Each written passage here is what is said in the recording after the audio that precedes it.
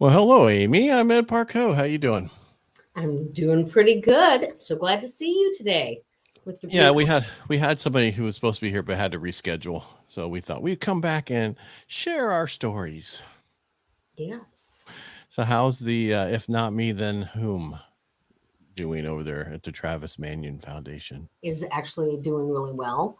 We just had our summit, which was cool. It was at the historical Stadium High School in Tacoma, Washington, which is, if you've ever seen the movie 10 Things I Hate About You, Heath Ledger's in it. And it's a chick Yeah. flick, but it's a good movie. It's cute. And he sings running down the stairs, which are really hard because they're cement stairs and they're very unforgiving, but he did a great job. Anyhow, the summit went really well. We supported 7 families at a local domestic violence shelter with some just supplies and needs for them, and so it was all good. And this is the Travis Manion Foundation?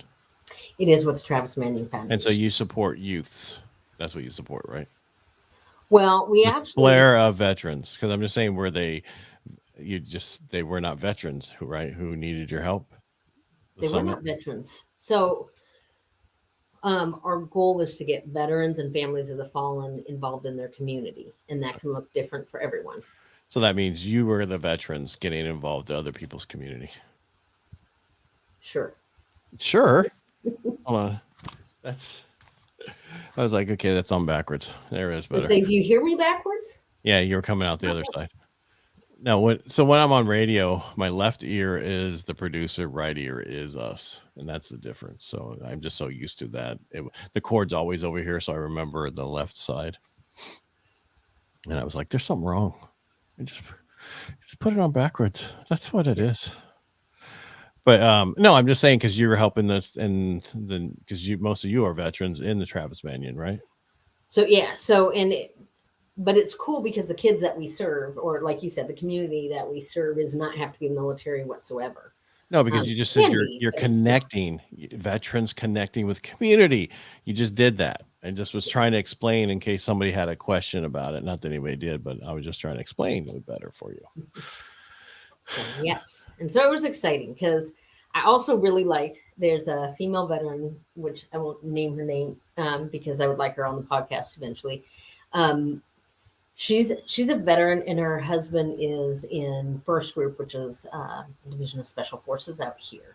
And she said most of the wives of the first group soldiers are veterans themselves. And I'm like, how cool would that be to have those ladies involved in our community and doing? And I just have this huge group of female veterans that are involved in all sorts of different areas. So I don't know how cool would that be. it would be so cool.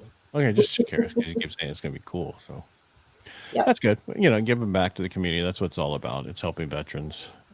And so just with myself, remember we talked last time about our fire walk we're going to start. We're going to take care of 100 veterans. That's what I have signed up for through our Rotary, but we're going to try to get it to 300. We have moved it from February to April 13th because I was like, I checked the weather channel, and I just checked weather, not the channel, and it was like you get 6 days of rain on average during this week. Let's not do that. Let's do a different time. Sometimes we don't get any rain, but sometimes we in a wet year we'll get a lot of rain. So April 13th should be less likely to be rainy because we don't Well, want to do it in June or July. July start getting hot, too warm at night. we I already burned got my it on the calendar. So Yeah, we'll change your calendar now. April 13th. We're gonna pull from everywhere. We're just gonna help veterans. Whoever wants to come in, we're gonna get a whole sign up and just get it going. Let it electronically do it. So I have the guy who handled that's in my Rotary is a veteran, Navy veteran, who won't come on the show for some reason. He's afraid, I guess, of talking to people. And I said, this is what I need. I need help setting this up because I'm not good at setting up parties. So but we just had our summer social, end of summer social, which was the best end of summer social we've ever had. Yes, I know it's me, the president of the Rotary, but no, it was my people. well, that's good. Well, hopefully he'll help out. He's already said he got it. We're at a board meeting this morning for Rotary, so he got it. He understood. Very cool. Very cool. Yeah, because this is not a one and done either. This is going to be one and many more to come. Very cool. Very good. Um, Let me think. Also, went to a military affairs meeting this morning, and I have one this evening here locally. Our military are hopping a whole bunch of different groups Well, 2000 just got on notice. from JBLM or nationwide. I don't know. I just heard 2000. Got Okay. told that they might have to go somewhere. Get ready. I assume that would be, one of the airborne units, I assume. Because you never know, who it is. My my son, I'm sure, is out doing something because, we never know what he's doing because he can't tell us. Right. Well, and that benefits everyone. Keeps him safe, keeps you safe. Your mindset may be a little bit easier. Damn fly in here dying. I'm not kidding. It's like right here. It won't leave me alone. Get out of here. You're laughing. That's not funny. Here's a little funny. Okay, just a little. All right, what else is going on? Anything else going on that's amazing? That because I don't, I want these to be informative and quick and whatever. When we have a guest and they're explaining their situation, that takes a little bit longer. But when it's just us, I don't want us to be here for 40 minutes talking about nothing. Okay. I just So right, we're quick about our stuff, and we should keep it that way. So I agree. But I also think that, you know, sharing different things that are going on is fine too. I didn't say that it wasn't. I just said don't. I'm just, I'm just like whatever comes quickly to mind and what's important. That's we should talk about. So Okay. I'm not. I have Veteran Day projects that I'm trying to coordinate. So that's my next thing on the You mean horizon for November? for November. And then December, we support Reads Across America and trying to do some really neat things. Um, I think in this area, we have a lot of opportunity trying to get our groups into maybe doing some neighborhood cleanups. Everybody wants to do a park cleanup or a beach cleanup, but parks and beaches are traditionally already fairly clean and cleaned up regularly. But our neighborhoods, especially because of how many people that we've had or how many different homeless encampments that are around, cleaning up our neighborhoods, I think, would be actually really, really impactful. Or maybe you guys clean up veterans' house. So that was another one that I also suggested to a local chapter. I'm like, you are a part of your VFW. Does your VFW know of any veteran that we could help clean up their yard? Because this person that I'm talking to is in Puyallup and doing things with a sports program in Puyallup. So a Puyallup veteran that could use some help, that might be a really impactful program for these youths. Youths. I'm They're sorry. like What? youth. Youths. Youths. Youths. What'd you Yeah. say? Youth. And, Hmm. always looking. Yep. I think it's important to help out whatever it is and help everybody out as possible, especially veterans. And I would say cleaning up a veteran's yard or a bunch of veterans' yards, would be good for one day. It's so we have a thing called Love Modesto, Love Series, Love whatever that's been going on for a while now. And there's projects all over each town on one. I forget what day of the year it is. I think it's in May is what day it is. But that one Saturday, everybody goes out and picks a project. They already have them lined up. Where you go out and you help beautify the city, and maybe there's something like that you guys can do for a veteran. I think that'd be great. I will also suggest if anybody, when they're listening to this, have ideas, they could message us on Facebook. I would love to hear some new ideas for service projects.